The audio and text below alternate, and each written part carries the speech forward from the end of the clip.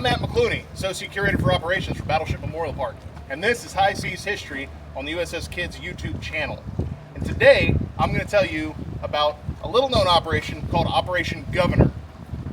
Now, this was a British-led operation to essentially pull surface units away from the invasions of Sicily to get that attention somewhere else.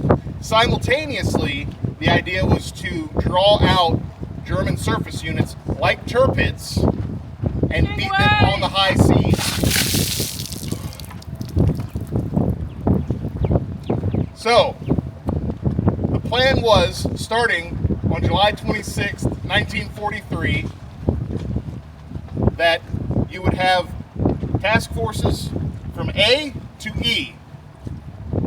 A comprised of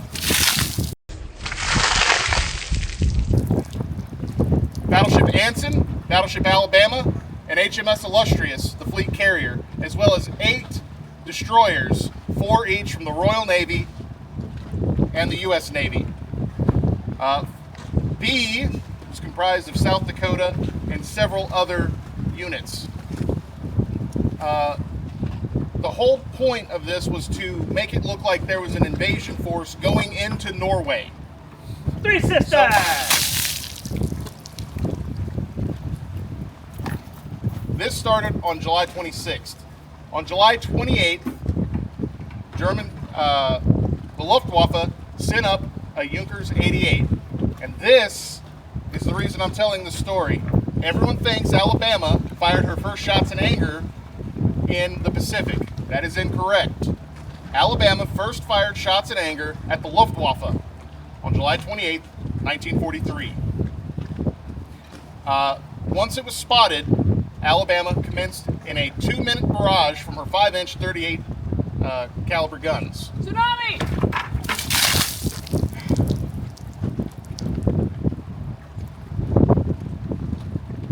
The Junkers, thinking better of getting closer to the battleship, removed itself from the area. This was not the only aircraft to fly that day. 5 BV-138s were also launched. All were lost in this action, shot down either by anti-aircraft artillery or the Martlet fighters that were launched by the Look out for the billow! Royal Navy carriers.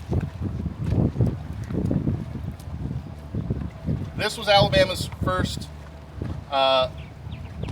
action where she faced the enemy. There were a few incidents where she was coming over and there were some sonar returns for submarines or a periscope, but this is the first time she fired her guns. However, she did not shoot anything down, and that was kind of the extent of her involvement. But the idea for Force A was that it was the tip of that spear that was supposed to draw out the German surface units. Right away! So, right in the ear. Tirpitz was present in the fjords. They thought better also of coming out and facing the force. The idea was that they would see A and think that's all they were facing. It was designed to look like a force that the Germans thought they could come out and face and win against, according to the reconnaissance that had been done. Well! But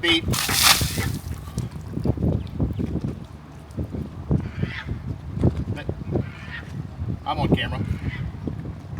The operation was ultimately deemed a success, even though the Kriegsmarine never came out to meet them.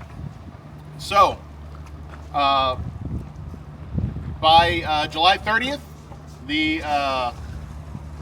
all the ships had returned home, and shortly thereafter, Alabama and South Dakota would return to the east coast of the United States for another refit before they continued their journey onto the Pacific.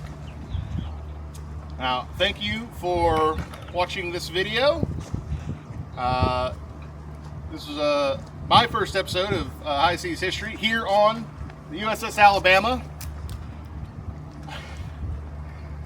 You can find us on YouTube at USS Alabama Battleship Memorial Park. You can donate to our park at ussalabama.com. And you can find us on our Facebook page where we have events listed. Three Well. sisters!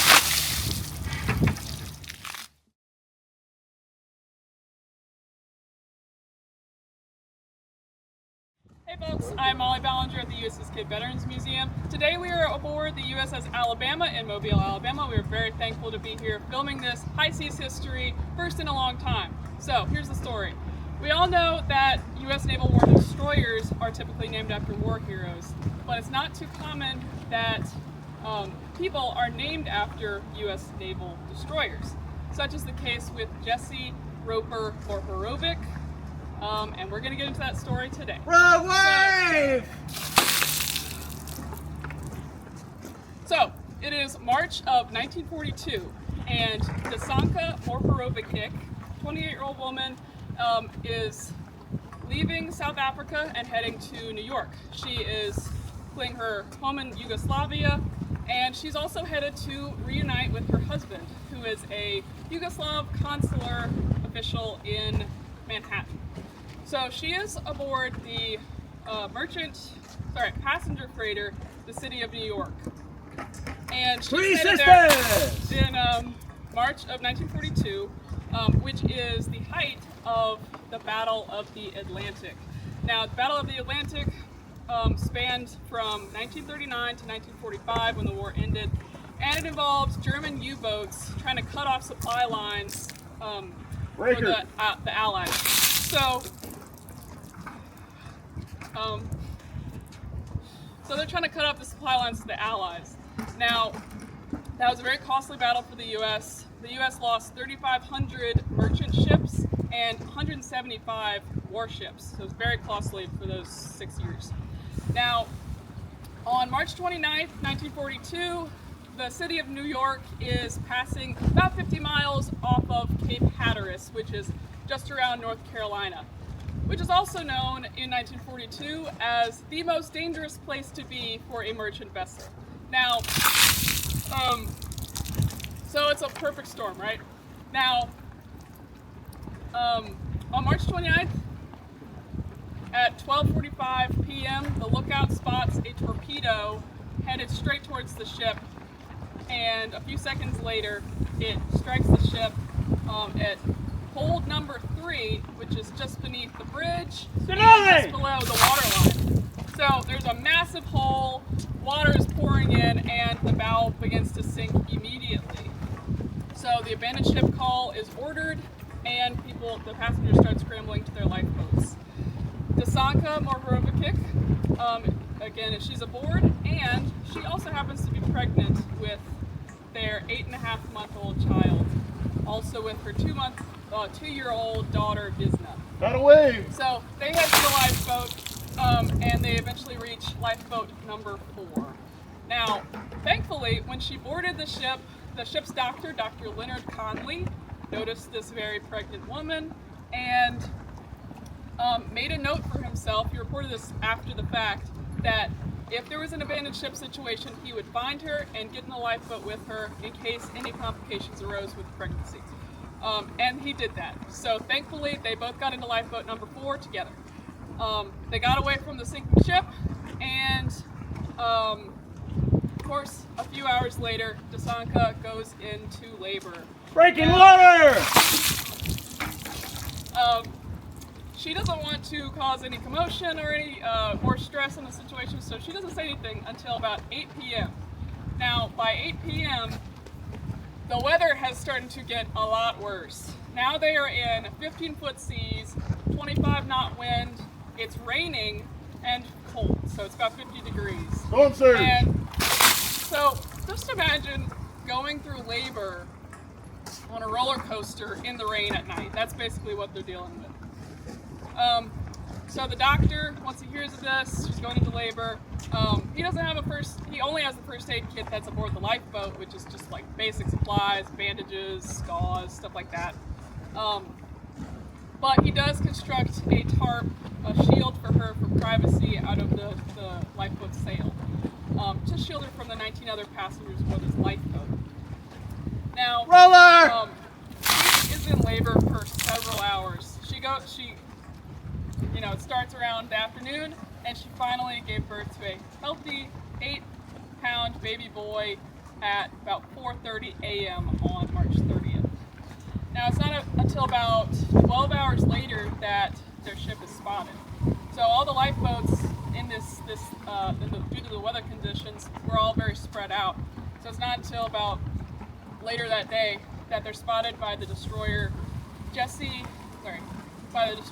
USS Jesse M. Roper DD-147. And they're found, but much to the surprise of the sailors aboard, they were, as passengers were being loaded, they were handed a healthy, newborn, not even a day old baby boy. And in honor of her rescuers, she named her son Jesse Roper Mormorovic.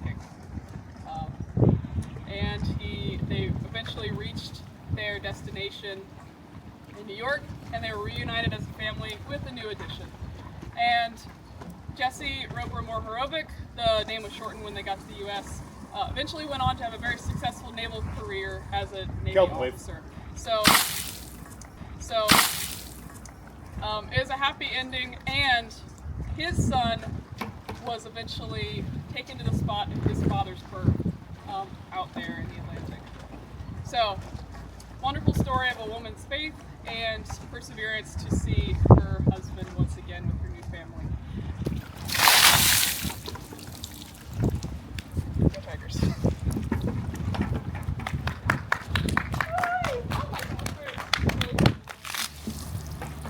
Now it's over? Okay. So, you can donate to the USS KIDD at usskid.com.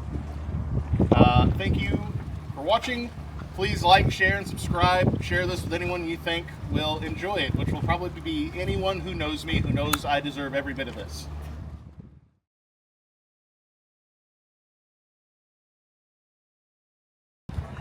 Yeah. Yeah, the coverage is pretty good. BTS, is that You guys bad? missed the spot though. No, that's not it. So no need for showers then, eh? Yeah.